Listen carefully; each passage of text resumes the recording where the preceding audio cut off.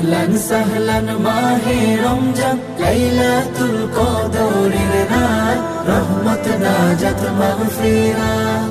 আল্লাহুম্মা বারিক লানা ফি রজব ওয়া শাবান ওয়া বাল্লিগনা রমাদান।